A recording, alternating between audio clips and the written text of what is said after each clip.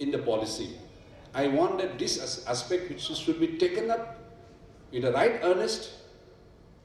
And this is an issue because ultimately the children, the school children, if their academic routine is disturbed, if they lose 1 year, who will lose? That the children will lose. This is something we cannot postpone. I can postpone my work tomorrow, there is no problem. But he cannot postpone his learning because the development takes, the brain develops, body develops, and the education he or she will get has to be commensurate with the age. Therefore, we'll end up a situation where we'll be teaching school education to adults.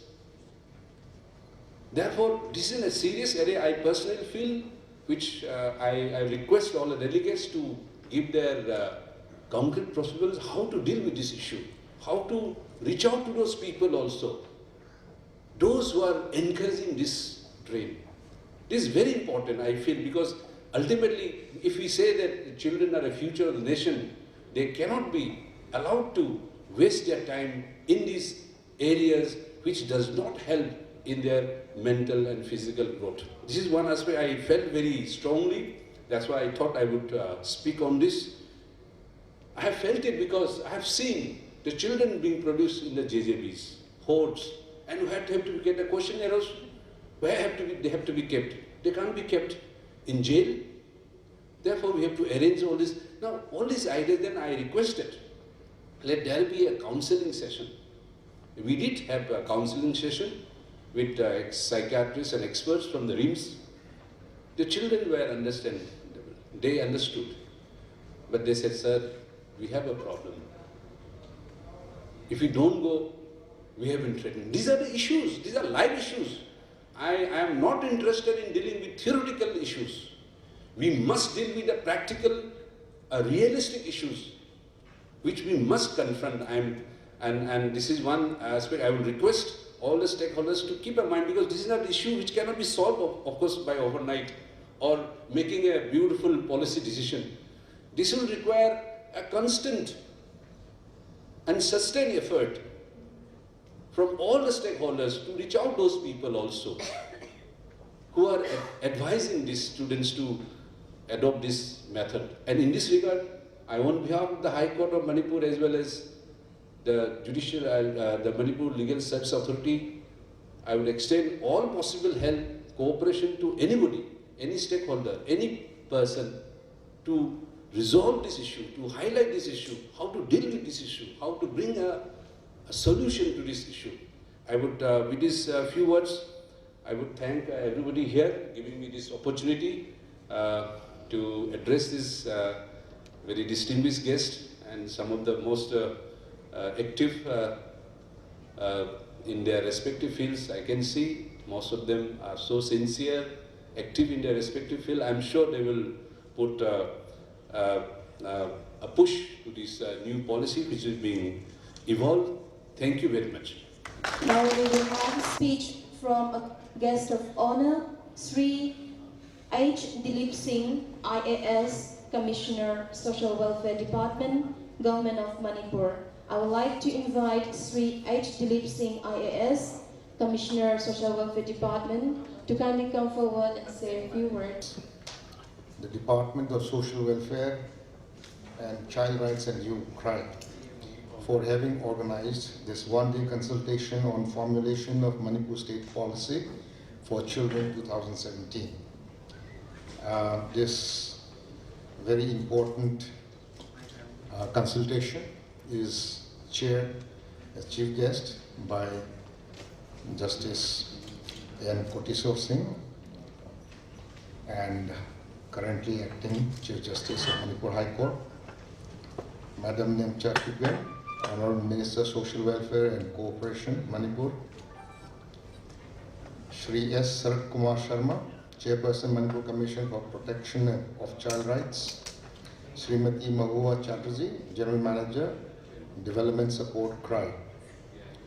All officials who are represented here, representatives of various NGOs and organizations, ladies and gentlemen. My own experience so far in administration has by and large been on developing, inculcating human behavior and human character, mostly on development. Even education, which deals with human beings, I have had to think, put in a lot of my own energy, effort, creativity, problem-solving abilities, team management, construction, enthusiasm, motivation, a whole lot of things which are of positive nature. Say, I was in school education, both as director and commissioner. What do we do there? We try to teach education right from the primary, the elementary, the upper primary, the high schools, the higher secondary schools. And you try to evolve policies that would add attributes to those personalities, those young people, so that they succeed in life. Now, the base remains the same. That is, we are trying to improve human beings right from childhood to particularly the formative stage during the schooling. And now I'm looking after colleges also. So my work so far has been a continuation more on the fundamentals of working on the positive side of a child till they mature and pass out from school, then transit themselves to universities, colleges and universities and PhDs. And this aspect I have endeavored for the last couple of years, and these issues are pretty familiar to me. Of late, I have been given the charge of social welfare, and it is very related because it also deals with human beings, particularly, again, little younger, because when you are in school, you try to handle from class 1, that is 5th age, 5 years of age. Try to look after the welfare of the life that is being created. So it's a very challenging task, and to myself, at this point of time, the charge or my responsibilities beginning from the conception of a child in the womb to a person who evolves and transits and walks through the schooling age, then the college age, maybe PhDs, university, because I work as in Manipur Technical University. I'm currently looking as Vice Chancellor. So it's a very continuous, shift from very early childhood to maturity and trying to get and the Department of Social Welfare for taking this unique initiative in the state of Manipur. This is just not a consultation for making any kind of policy or some or the other policy. This is something unique, and we from CRY and MSCR in the state of Manipur is really proud, and it's a pleasure for us to take part in this consultation and in this unique drive that the state of Manipur and the Commission and Department has taken up.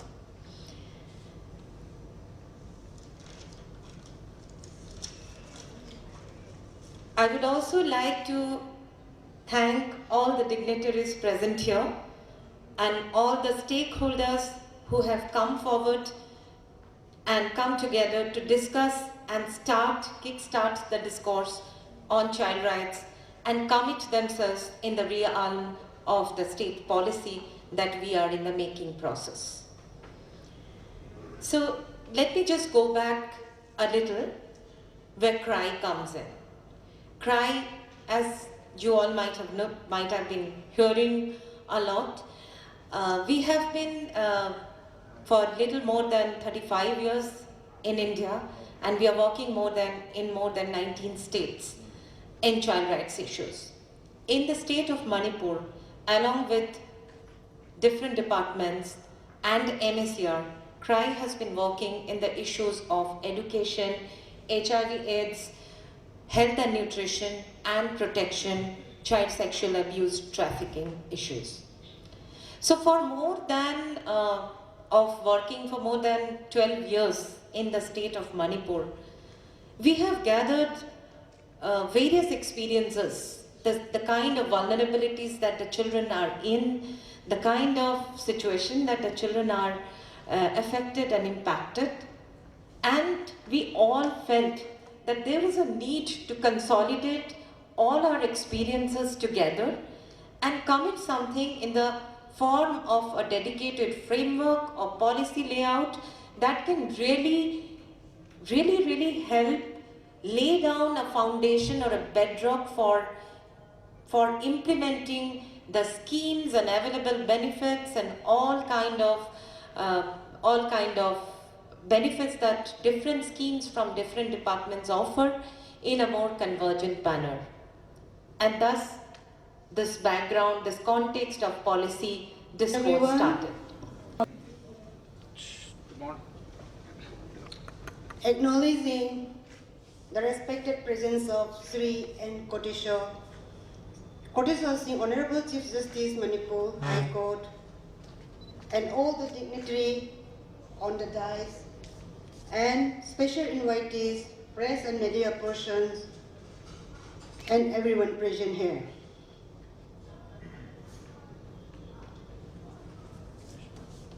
It is a great pleasure for me to be here today at the one-day consultation on the formation of Manipur State Policy for Children 2017, organized by Manipur Commission for Protection of Child Rights, Social Welfare Department, Government of Manipur, and Child Rights and Youth. Well, I am very pleased to see that children can attract so many high-level participants at the consultation made. To begin with, I would like to say that children occupy an important portion of every population. The future of a nation utterly depends on the level of care being provided to its children. Children are the most vulnerable section of society. They suffer from one form of abuse or the other every day. Unfortunately, not many people are aware of the different form of abuse the children undergo. It is not because they don't care, but because the matter is not publicized enough for anyone to do anything about it. That is why I say children's rights should be made one of the main mandated priority of everyone and be committed to their welfare and protection. What could be more important and relevant as duties than the right and well-being of our children? Their protection is enabling them to develop and thrive as active citizens. We should be committed to comply with all relevant local legislation, administrations, and other measures on child rights and welfare to protect and ensure child rights and to provide that what is best interest of the child, because keeping children safe and secure is everyone's responsibility. All of us have responsibility to do all that we can to mold our children for their lives as productive citizens in the future. The formation and development of Manipur State Policy for Children 2017 by Manipur Commission for Protection of Child Rights in collaboration with Social Welfare Department and Child Rights and Youth is the need of the hour. Considering the alarming rate of crimes and abuse against children in Manipur, it has come to the attention of all the concerned citizens of the state to do something for safeguarding our children on whom our future depends. I believe that Manipur State Policy for Children 2017 will provide a safe and positive environment for children in our state. I strongly encourage the development and active implementation of the policy on children to all the key stakeholders. Finally, I am grateful that the Manipur Commission for Protection of Child Rights has developed such an important and essential policy for children. I wish the formation of the policy purposive and practical. And I should extend my full support and cooperation in its achievement and implementation in the state. Thank you so much.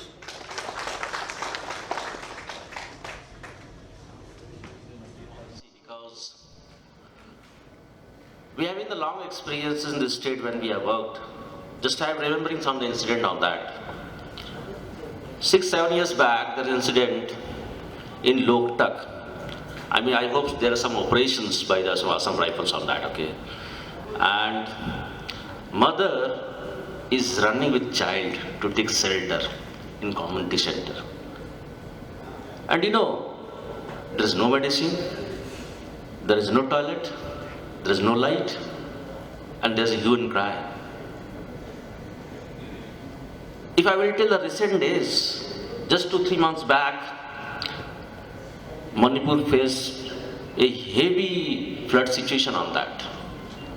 Is it we were prepared to handle the child? Few months back, when there is a 120 days economic blockade in the state, can we assume a pregnant mother is in Ukrul, is able to come to the state for the delivery of a child? It's very difficult.